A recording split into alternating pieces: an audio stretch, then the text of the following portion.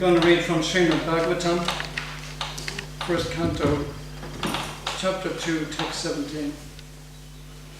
Sri Krishna, the personality of Godhead, who is the Paramatma, super soul in everyone's heart, and the benefactor of the truthful devotee, cleanses desire for material enjoyment from the heart of the devotee, who has developed the urge to hear his messages, which are in themselves virtuous when properly heard and chanted. Purport. Messages of the Supreme Personality of Godhead, Sri Krishna, are none different from him. Whenever, therefore, offenceless hearing and glorification of God are undertaken, it is to be understood that Lord Krishna is present there in the form of transcendental sound, which is as powerful as the Lord personally. Sri Chaitanya Mahaprabhu in his Shikshastaka declares clearly that the holy name of the Lord has all the potencies of the Lord, and that he has endowed his innumerable names with the same potency. There is no rigid fixture of time, and anyone can chant a holy name with attention and reverence at his convenience. The Lord is so kind to us that he can be present before us personally in the form of transcendental sound. But unfortunately, we have no taste for hearing and glorifying the Lord's name in activities. We have already discussed developing a taste for hearing and chanting the holy sound. It is done through the medium of service to the pure devotee of the Lord. The Lord is reciprocally respondent to his devotees.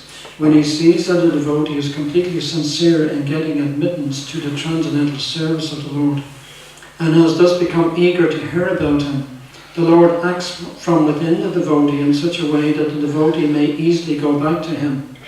The Lord is more anxious to take us back into his kingdom than we can desire. Most of us do not desire at all to go back to Godhead. Only a very few men want to go back to Godhead, but anyone who desires to go back to Godhead, Sri Krishna helps in all respects. One cannot enter into the kingdom of God unless one is perfectly cleared of all sins. The material sins are products of our desires to lord it over material nature. It is very difficult to get rid of such desires. Women and wealth are very difficult problems for the devotee making progress on the path back to Godhead. Many stalwarts in the devotional line fell victim to these allurements and thus retreated from the path of liberation. But when one is held by the Lord himself, the whole process becomes as easy as anything by the divine grace of the Lord. To become restless in the contact of women and wealth is not an astonishment, because every living being is associated with such things from time immemorial, from remote time practically immemorial, and it takes time to recover from this fallen nature.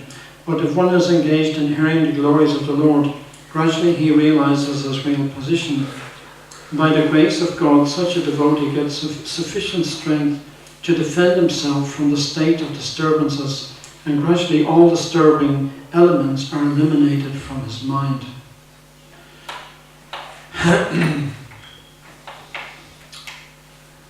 Namah Vishnu Padaya Krishna Vasaya Bhutale Srimad Bhagavatam Swami Namne Namaste Saraswati Devi Garbhani Vachane Nirvisesha Sanyavadi Pastadal Dishtane.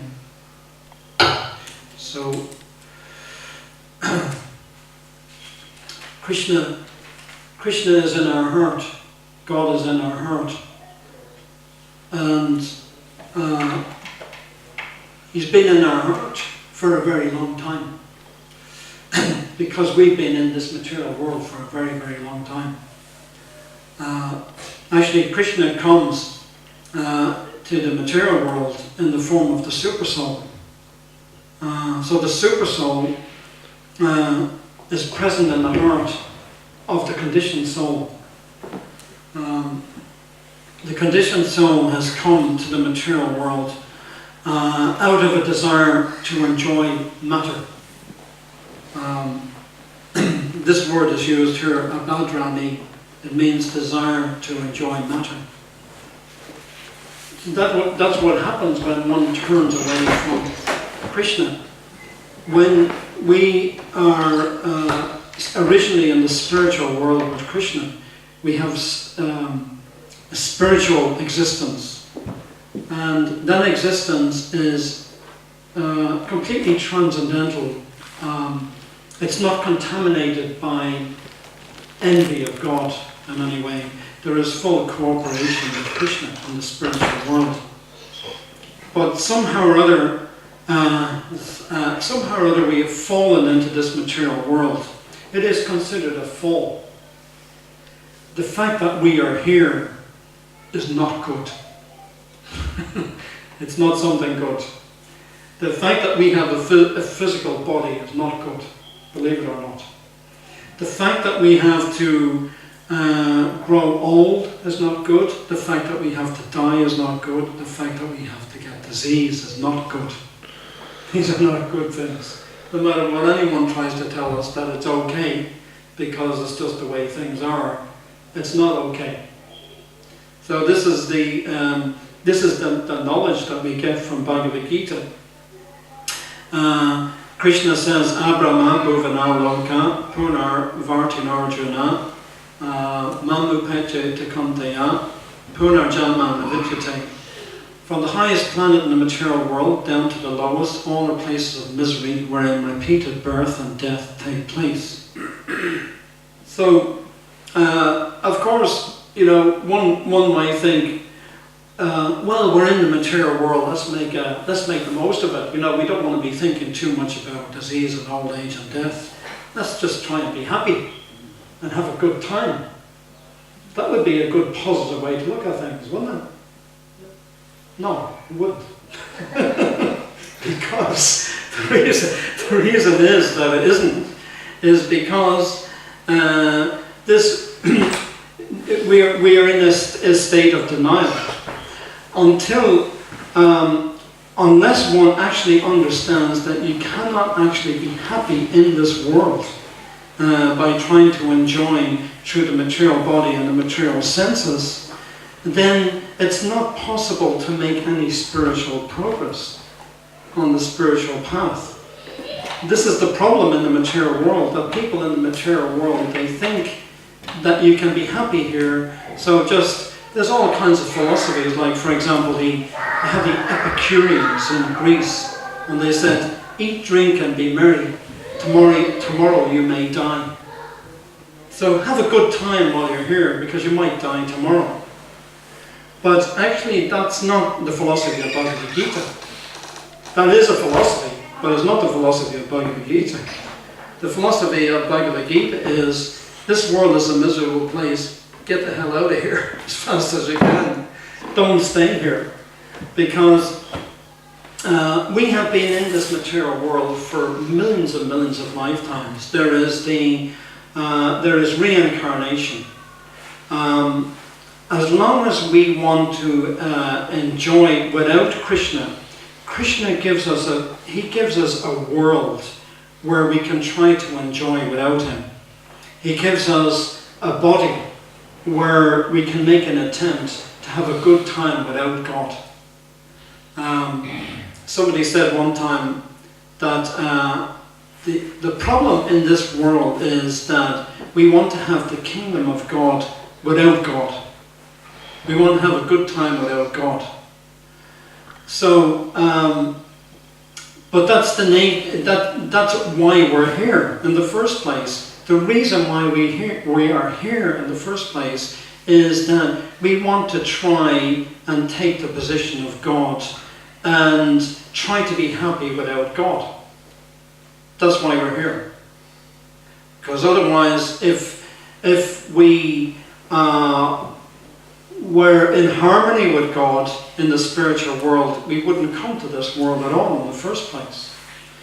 So, as soon as we turn our back on God, because originally in the spiritual world there is no death, there's no old age, there's no disease, there's no misery, there's complete bliss, eternity and knowledge in the spiritual world.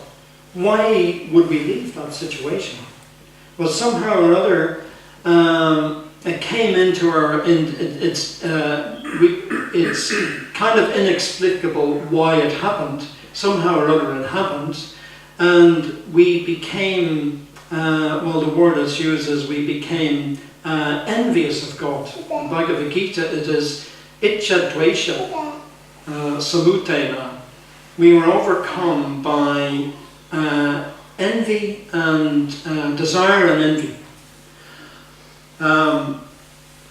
And so we, somehow or other, it enters the consciousness, you know, why is God supreme? Why can't I be supreme? And so when one comes to this material world, he tries to be in control of the situation. He tries to be in control of his life. He tries to be in control of this world. He tries to control everything. But actually he's not actually in control. Man is trying to control disease, for example. Everyone is trying to find a cure for cancer, or a cure for this disease, or a cure for that disease.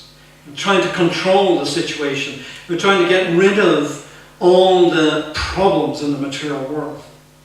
But actually the very nature of the material world, and the very nature of people in the material world, in general, is that we make everything more complicated because we're not taking shelter of Krishna. Everything becomes complicated. And instead of controlling everything, we try to control everything, but actually we make a complete mess of the whole situation. So as soon as one disease appears to be eliminated, you know, the scientists are always working on how to cure this disease. Well, they cure one disease and then another disease comes up. You cure cancer, then you get another disease. Or you get AIDS and then you cure that and then something else comes up. At some point they had tuberculosis. At one time in London, in around the mid-1800s, 10,000 people died from cholera. Cholera in London. Just imagine. You don't get cholera in London. But they did, because there was so much lack of hygiene and everything. 10,000 people in a very short time died of cholera. So, but the nature in the material world is that you eliminate one disease and another disease comes. And why is that going on? The reason why that is going on is that Krishna, he allows the conditioned soul to have the illusion that he is going to eliminate all diseases. But Krishna will always come up with one more disease. Because you're going to die in this world from some disease or other. So, you try to eliminate old age, and people try to, you know, have some plan how to stay young or how to stop the aging process. But it's impossible. You can't do it. You can't do it because you're competing with God. Because he's decided that in this world there's an aging process. You know, so you can't actually compete with God. If he says there's an aging process here, if he says there's going to be disease here, if he says there's going to be death here, you can't compete with him. But that's what people are trying to do. So, but in the process of Krishna consciousness and devotional service, we don't try to compete with Krishna. We surrender to Krishna and cooperate with Krishna. And as a result of that, one actually becomes free from birth, death, disease and old age. Now we may in this particular lifetime have to experience, well not may, we will have to experience disease and old age and death in this lifetime. But if one actually takes shelter of Krishna, then his time in the material world is coming to an end. The more one takes shelter of Krishna, the less time he's going to spend in this material world. If somebody doesn't take shelter of Krishna, he just goes around in the cycle of samsara, a cycle of birth and death, in different species of life, around and around and around and around. And he just keeps going through these different species of life because he hasn't turned to Krishna. So then one of the difficulties in this world also is that the conditioned soul has no attraction to glorifying God. People don't like to glorify God. They don't like to hear about God. They don't like to think about God. They don't like to talk about God. In this, what you call now, secular society, when people, you know, we have government officials and they say, don't bring God into our meetings. You know, leave God at home. Leave your religion at home. Your religion is your own private affair. Leave God out of it. So, and they think that they're going to make things work like that. It doesn't work. If you leave God out of everything, you'll end up totally confused. You won't know what you're doing. You think you're doing the right thing, and you'll always do the wrong thing. You think you have wisdom, but you're a first-class fool. Without God, there is no wisdom. It's not possible to make a wise decision without God. You can't even breathe without God. You can't think without God. You can't see without God. How can you leave God at home? Everybody needs God. And especially the politicians need God. But they try to leave God out of it because, you know, they're thinking, well, let us try to be God for a change, you know, and see how we do. Because we want to lord it over. We want to show people that we can sort all the problems out. You don't need God. This is a secular society now. You don't need God. We'll sort everything out for you.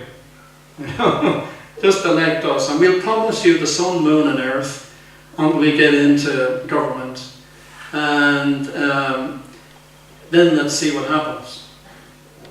But it doesn't work out. So, in a proper spiritual society, in fact, God is at the center of everything, and the person who is ruling the country, he's a God-conscious person. He knows that God is in control of everything, and he takes guidance from God. And he actually, in Vedic society, the king was the ruler. There was a God-conscious ruler, king, and he was given advice by saintly personalities, or Brahmins would advise him.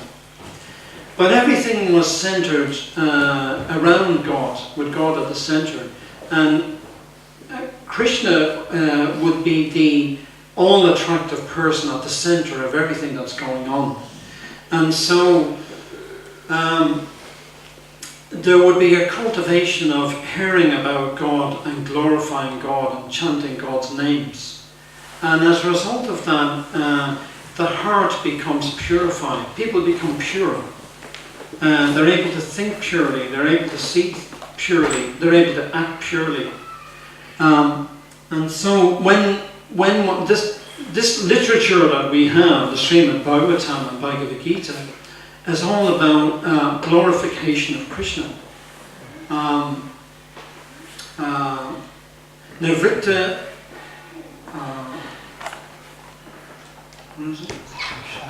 Nivritta Tarshar Upagiyamana Bhavositat Shokta Manobiramat Uttamashloka Gunanuvadat Puman Virajeta Vina Pasugnat. Glorification of the Supreme Personality of Godhead is performed in the Parampara system.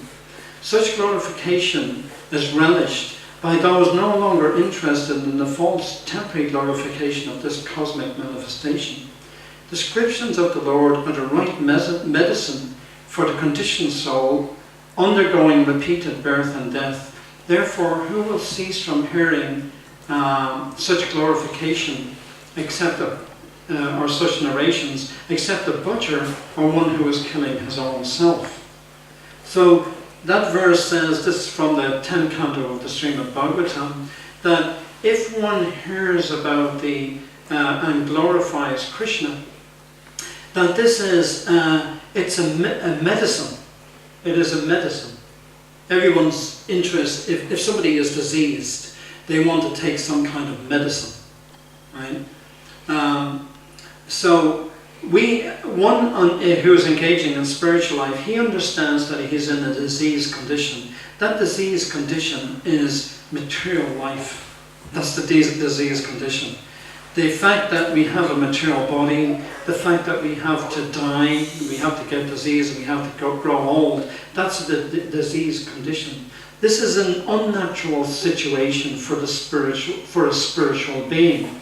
A spiritual person, which we all are, we're all spiritual beings, we're all spirit souls. The spirit soul, which I'm a spirit soul, you're a spirit soul, the spirit soul does not grow old. The spirit soul does not die. Krishna says in Bhagavad Gita, Jayate Mayate Vagada Jin Nayam Bhutva Bhavita Vanabuya, the Jonah Shashvatoyam Paramona Hanyate Hanyamane Sharire. And for the soul there is neither birth nor death not at any time. He has not come into being, does not come into being, and will not come into being. He is unborn, eternal, ever existing and undying. He is not slain when the body is slain. So the soul, we don't die. We don't grow old. We don't get diseased. But the physical body does. And because we identify with the physical body, we think that we are this body. So that we think that we grow old, we think we die, we think we get diseased. But we don't. It's all an illusion.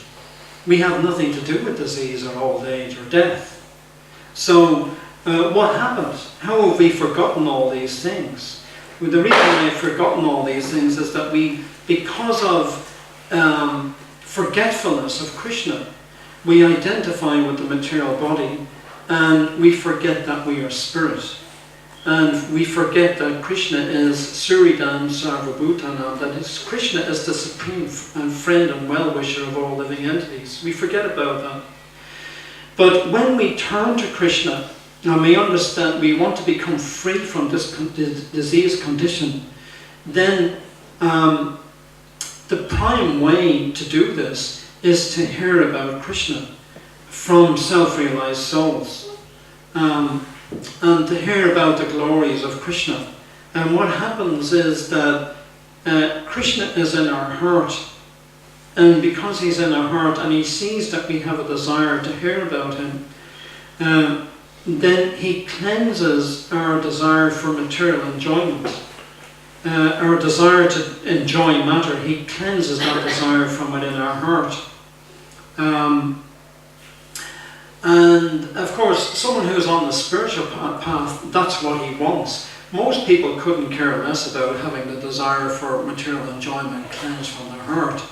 In general, people don't think it's a problem. You know, I desire to enjoy in the material world. Great. But for someone who takes the spiritual life, he actually understands that this desire to enjoy material things or to enjoy matter, or to become intensely materialistic, is the cause of all my problems. It makes me conditioned to the material world. It makes me think that I am a material object, that I will get happiness from enjoying material things. This leads one to a complete illusion. But when one hears about Krishna, one becomes gradually free from that illusion, because Krishna cleanses that desire to enjoy matter from within his heart.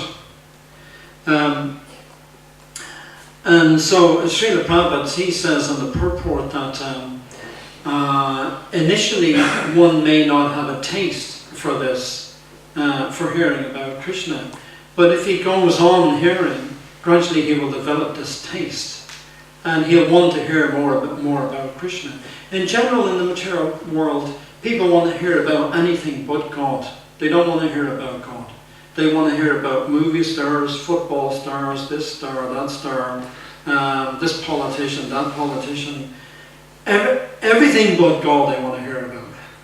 But actually, that kind of literature and that kind of absorption is explained in the Bhagavatam, that kind of literature is compared to a place of pilgrimage for crows. That if one has a kind of a low-level taste, then he will become absorbed in these kind of topics. It's called Gramya Gita, or village talk. But if somebody is cultivating higher consciousness, he can actually transform his consciousness and elevate himself spiritually by hearing about Krishna. And This verse here is spoken by Sutta Goswami and to the sages at Naimisharanya. And he earlier on glorifies Maharaj Parikshit. And so Sukadev Goswami is speaking the Bhagavatam to Maharaj Parikshit. And Maharaj Parikshit had been cursed to die from a bite of a snake bird. It's called a snake bird. So he had this curse that he was going to die. He had 7 days to live. And so Sukadev Goswami was speaking the Bhagavatam to Maharaj Parikshit. And Maharaj Parikshit became so absorbed in the Bhagavatam that he completely forgot about eating and sleeping for 7 days and 7 nights. Just imagine. That's really amazing when you think about it. Imagine now it's 1:45 on Sunday afternoon, the 18th of May. So if we go from now, say, till next Saturday, just 24 hours a day, we forget about eating and sleeping, and we're just discussing the Bhagavatam here. And that's inconceivable for us to do. But that's actually what Maharaj Parikshit did. And he didn't even notice. He didn't even notice that he wasn't sleeping, and he wasn't eating, and he wasn't drinking or anything. He was so absorbed he didn't even notice. Of course, Maharaj Parikshit was extremely attracted to Krishna right from the start. He was a pure devotee right from his birth. And even in his mother's womb, when he was in his mother's womb, Ashvatthama had fired a Brahmastra weapon at Uttara to annihilate the last member of the Pandava family, which was Maharaj Parikshit. He was Maharaj Parikshit was the son of Abhimanyu and Uttara, and so when Ashvatthama released this Brahmastra and it was going towards Uttara's womb, Uttara approached Krishna and she started to pray to Krishna, "Please protect me from this Brahmastra which is coming to destroy my embryo." And so Krishna entered the womb of Uttara when Maharaj Parikshit was in his mother's womb to protect Maharaj Parikshit from this Brahmastra weapon. And there's a very nice description in the Bhagavatam that Krishna, when he entered the womb of Uttara, he was only thumb high. He was only the size of a thumb. And he had a helmet of blazing gold. And he was dressed in lightning yellow. And his body was spiritual, was blackish, transcendental spiritual blackish body which was infallible. And then he had earrings of molten gold. And this Brahmastra was coming and entering the womb. And Krishna was in the womb, Uttara's womb, in this form, in this amazing form.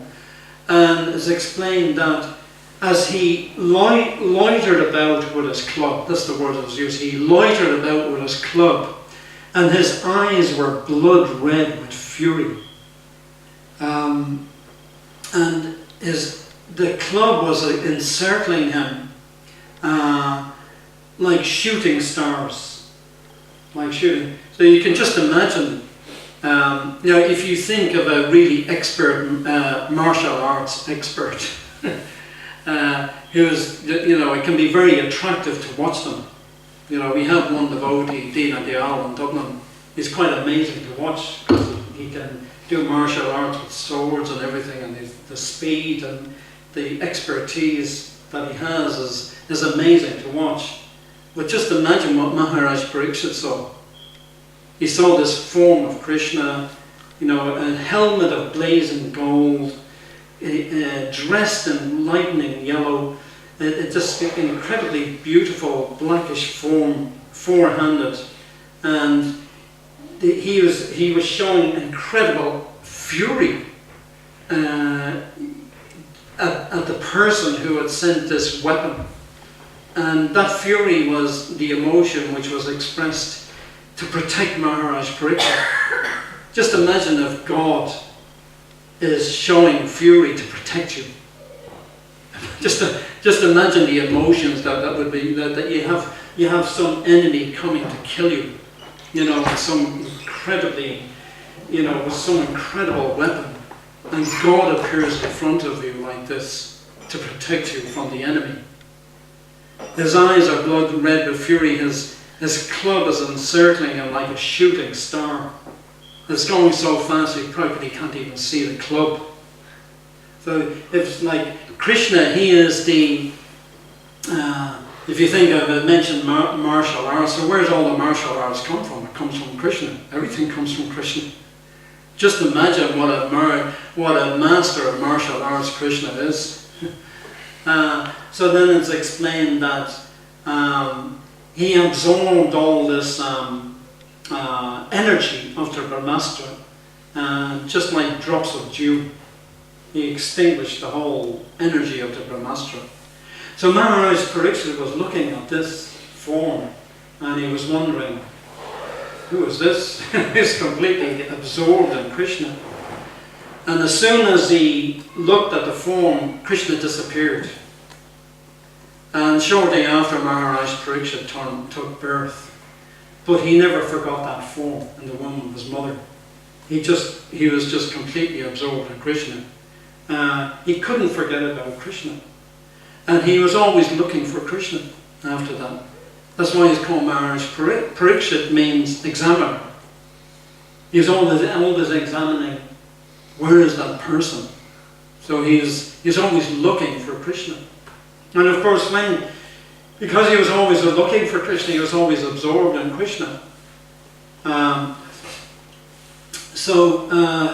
When he came to the point of hearing about Krishna and hearing the Bhagavatam, he was already totally absorbed in Krishna. And so this is also going on for our benefit, so that we can hear this conversation. And our hearts can become purified, and we can actually develop our relationship with Krishna. Because Krishna will not appear in our hearts. Although Krishna is in our heart, we will not get the full advantage of Krishna's presence in our heart unless our heart is pure. Yesham tvanantakatam papam jananam punya karmanam yedvan va nityanirmukta bhajanti man drida vradaha. Persons who have acted piously in this life and in previous lives, and whose sinful actions are completely eradicated, are freed from the dualities of delusion, and they engage themselves in my service with determination. So the more one becomes free from kind of polluted consciousness, or free from attachment to the material world, the more one becomes pure, the more one can be aware of Krishna, the more one can develop one's relationship with Krishna. And one becomes free from duality. So Prabhu says at the end of the purport here, he says, one cannot enter into the kingdom of God unless one is perfectly cleared of all sins. The material sins are products of our desires to lord it over material nature. It is very difficult to get rid of such desires. Women and wealth are very difficult problems. And of course, for women it's men and wealth. It goes both ways. For a devotee making progress on the path back to Godhead, many stalwarts in the devotional line fell victim to these allurements. and thus retreated from the path of liberation. Of course, generally in the material world, people couldn't care less about this either. You know, so what if I'm, you know, if a woman is attracted to a man and a man is attracted to a woman? So what? What's the problem? Well, the problem is that we're supposed to be attracted to Krishna. That Krishna is actually the most attractive. Krishna is more attractive than any man or any woman. And the problem is that in the material world, the opposite sexes, they're more attracted to each other than they are to Krishna. And that creates a problem. Because if we're attracted to the opposite, more attracted to the opposite sex than we are to God, we'll come back again to this material world to pursue that attraction again. And you know, somebody is a man in this lifetime, if he's very attracted to women, he might come back as a woman in this next life. And the woman is attracted to a man, and she comes back as a man, and they swap situations. It's really strange, isn't it? It's very strange. It's kind of weird. The material world is really weird. You know, all these men who are attracted to women in this lifetime, you know, they and the women attracted to men, they all switch around the next time. Not all of them. Actually, that's if they're lucky. So it's quite odd situation. You can just imagine a man, you know, running towards a woman, you know, oh my love, you know, and then the man all of a sudden turns into a woman, and the woman turns into a man, and they're looking at each other and say, what's going on? what's happening? I was running towards you, and I'm attracted to your beauty, you know, this womanly beauty of yours, and she's saying, yes, and I was running towards you, and I'm attracted to you, you're such a handsome person. But now you're a woman and you're a man. This is like very, very strange. So the material world is a very weird place. That's what's happening. Because we become what we meditate on. Even people who are not involved with Krishna consciousness understand these things. I remember hearing about one seminar that was given on by a motivational speaker, and he said, he announced on the stage, he said, you are what you think about most of the time. And then one of them, there were two men sitting in the audience, and one turned to the other and he said, hey Frank, I think I'm going to turn into a woman. As the person on the stage, he said, you are what you think about most of the time, right? So this guy turns to his friend and he says, I think I'm going to turn into a woman, because, you know, obviously that's what he was thinking about most of the time. But that's actually true. That's what happens. You are what you think about most of the time. So that's why it's a problem. So, but if we think about Krishna most of the time, and eventually all of the time, then we actually get the same bodily constitution as Krishna. We get the same spiritual makeup as Krishna. We get Krishna has a spiritual body. He has a body of Satchitananda Vigraha.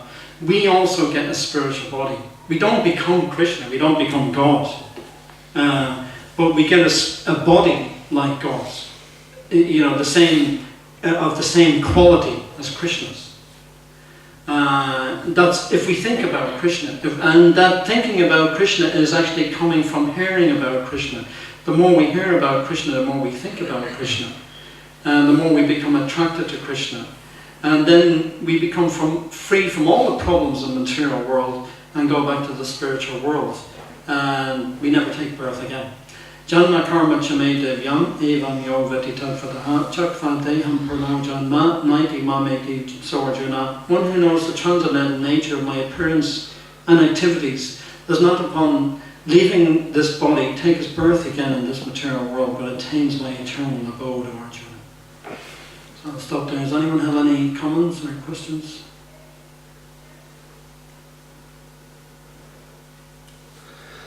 You mentioned in the beginning of the class that that people should not leave God, in their affairs, especially politicians. They would need God and so on, and that generally, people have the tendency now to not bring God into their situations. But many people in today's world, they say that religion actually are this, God is the main contributor to wars and problems in the world. That's very common understanding among people nowadays. Could you comment on this? Yeah, you're saying that's a common understanding. It's actually a common misunderstanding, not a common understanding. It's a common misunderstanding. War is not created by religion. War is created by irreligion, not religion. War is created by irreligious people. If somebody is actually God conscious, he will see everybody as his brother. The humble Vidya Vinaya Sampane, Brahmani Gavis Hastani, Sune Chaiva Swapake Cha, Pandita Samanarshana.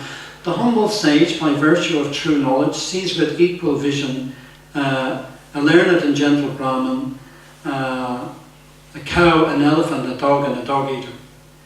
So, one who is actually God conscious, he sees everybody as being in his family. We're all in the same family, we're all spiritual beings. And even the animals he sees, and the insects, he sees everyone. So someone who's actually God conscious, he doesn't kill animals. He sees that he doesn't think, I'm a human being and I kill the animal. He has respect for all living entities. And so this idea of religion, that's not religion. When one thinks, I'm a Muslim, I'm a Christian, I'm a Hindu, I'm a Buddhist, I'm this or that, that is called a designation. One has to transcend all these designations and understand that we're spiritual beings. We're not Christians, Muslims, Hindus, Buddhists, or any of these things. We're spiritual beings. We're spirit soul. The spirit soul is not a Christian. The spirit soul is not a Buddhist. The spirit soul is not a Muslim. Spirit soul is spirit soul. It has nothing to do with these terms. So that's the problem, is that someone starts to identify with being in a particular thing, and then he identifies with a particular group of people on the bodily conception that live in a certain... That's the problem. Somebody is born, say, in Ireland, and because I'm born in Ireland, I'm born in a Catholic family. Because I'm born in a Catholic family, I think I'm a Catholic. Right? I just happen to be born in a particular place, in a particular country, and I get a particular religion that my family followed for generations. Or somebody is born in some other country and they're born in a Muslim family and they think I'm a Muslim and he is a Catholic and he is a this and he is a that. So this is all an illusion. The spirit soul is not born, is not Irish. Spirit soul is not English. The spirit soul is not German or Chinese or any. Spirit soul is not man, woman. None of these things. We're all transcendental to all these things. But when people start to identify with the body, when they start to identify with their religion in a very superficial, external way, they identify with their religion, with their country, and all these things, then they create a kind of them and us situation. These are my friends, these are my people. Those people over there are not my people, they're my enemies. I was reading some time ago about a nurse who went to Lebanon. She was in the Lebanon, this is sometime in the 80s. She was an English nurse, and she was going to, just through the border, as far as I remember, and the Lebanon had been invaded by the Israeli army. And when she went to the border, this Israeli soldier, who spoke with an American accent, but he was an Israeli soldier, Jewish, and she was coming in and she was going to work in a hospital in Beirut, which was a Muslim hospital. So this Israeli soldier says to her, why are you coming here? She said, I'm going to work in this hospital to help these people. The Israeli soldier said, what? You're coming here to help these animals? He says, and just you're coming here to help these animals. He said, give me your passport. He took her passport and threw it on the ground and spat on her passport. And then she went to pick up her passport and he spat at her. Right? And so, what has this got to do with God? You know, he is an Israeli. They have this country called Israel. He thinks he's a Jew. He thinks this country is full of Muslims. Then when she worked in the hospital, she got invited to lunch by some very nice Muslim people that she befriended while she was working in the hospital. She went to their house to take lunch. And she was waiting there. They were in the kitchen with the children. The children were running around and, laughing and playing. Then this same nurse, she sees a picture on the wall. And she thinks to herself, oh, that picture is very familiar. And she was waiting, she kind of looked, she couldn't figure out who the person was on the wall. Then the Muslim man came out who had invited her. And she said, these are very nice people. She said, oh, I see you're looking at our nice picture of Mr. Hitler. This actually happened now. This is all a true story. She said, you like our picture of Mr. Hitler? She said, oh, this is Hitler. He said, yes, this is our hero. And she said, why is he your hero? She said, because he killed 6 million Jews. That's why he's our hero. And she was thinking, I have to get out of here. I'm not going to eat with these people. So then you have on the one hand, she's coming into the country, she's talking to this Israeli soldier. His heart is full of hate. She's going and she's visiting these, what seem to be nice people, and they have this deep hatred in their heart. So this has nothing to do with God. Somebody who is in love with God, he has no hate in his heart. There's no hatred in his heart. If somebody has hatred in his heart, hatred for other people, that hatred for other people is the same hatred that he has for God. He will hate God as much as he hates everybody else. He's just using God, using religion as a way to lord it over some other race and gain control of a country, a piece of land. Is just completely obnoxious. And it's all born out of a heart that's completely impure. If somebody has a pure heart, he will not express hatred like that. So that's actually a qualification of a God-conscious person, is that he has love for everybody. He loves everybody. He's not he's not envious of anybody. He's non-envious. And if somebody is showing that kind of hatred and that kind of envy for other people, just because they seem to be from another religion or whatever, it means he has no love for God. There's no love for God in either of them. Neither of them have love for God.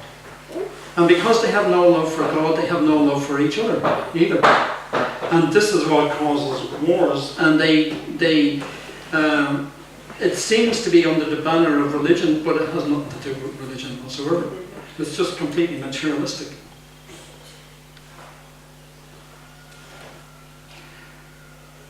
Okay, Srimad Bhagavatam Ki.